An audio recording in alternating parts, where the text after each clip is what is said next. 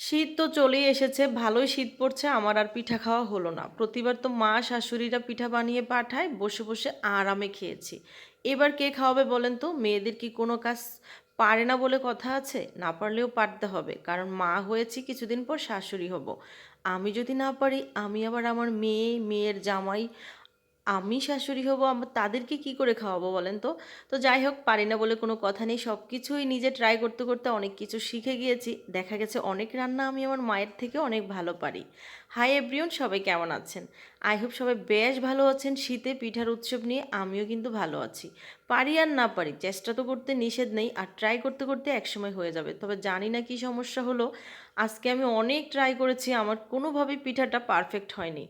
যাই হোক, এই যে আমি এক এক করে সব রান্নাবান্না কমপ্লিট করে ফেলছি। প্রথমে পোলাও রান্না করে নিলাম, আর এর ফাঁকে আমার জামাই কি আর করব, প্রায় সময় সে সিঙ্গারা নিয়ে আসবে, এক সিঙ্গারা প্রেমী মানুষ। আমার থেকে বেশি মনে হয় আমার হাজব্যান্ড সিঙ্গারাকেই বেশি ভালোবাসে। মাঝে মাঝে তো বলি, এই তোমার পেট এত বেড়ে গেছে, তারপরে তুমি সিঙ্গারা খাওয়া বন্ধ করো না, তুমি খাও খাও, আবার আমার জন্য নিয়ে আসো। কি আর করব, আসলে যতই বলি, এগুলো তো মুখরোচক খাবার, সবারই ভালো লাগে। উনি বাহিরে থাকে তাই চোখকে সামাল দিতে পারে না, আমরা তো ঘরেই থাকি। এই খাওয়া দাওয়ার নাস্তা খাচ্ছি আর রান্না বান্না করছি। প্রথম পোলাও রান্না করে নিয়েছি, চিকেন ফ্রাই করেছি, আর অল্প একটু গরুর মাংস রান্না করব। এর সাথে আমার হাজব্যান্ড বাহির থেকে আসার সময় নিয়ে আসছে লাল শাক। লাল শাক কি 2 দিন রাখা যায় বলেন তো? কি আর করবো, লাল শাকটাকে ধুয়ে বেছে ভালো করে ক্লিন করে আমি লাল শাকটাও বেজে নিলাম। পোলাও ভাতে লাল শাক দিয়ে আর মাংস দিয়ে সব কিছু দিয়েই খেয়েছি। তার সাথে আমার মন চেয়েছে একটা ভর্তা করি। এই যে আমি একটা ভর্তা করে নিলাম। আর এই শীতের সিজনে এই ভর্তাটা কেউ মিস করবেন না, অবশ্যই ট্রাই করবেন, সাথে ধনিয়া পাতা অ্যাড করবেন।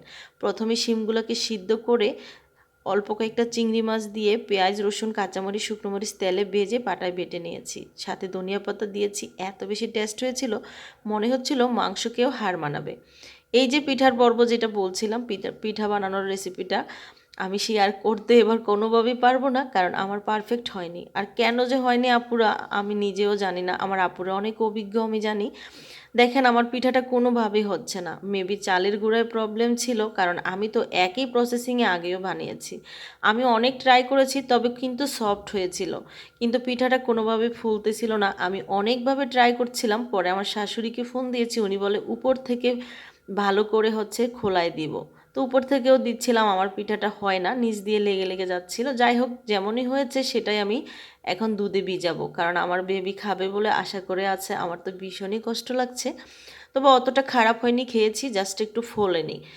কে কে পিঠা বানিয়েছেন, কি কি পিঠা খেয়েছেন, অবশ্যই কমেন্ট করে জানাবেন। আর এই যে আবারও আমার হাজব্যান্ড জলপাই নিয়ে আসছে, আমি কয়েকদিন আগে জলপাইয়ের আচার দিয়েছিলাম, আবারও দিলাম। ভিডিওটা আজকে এই পর্যন্ত, আল্লাহ হাফেজ।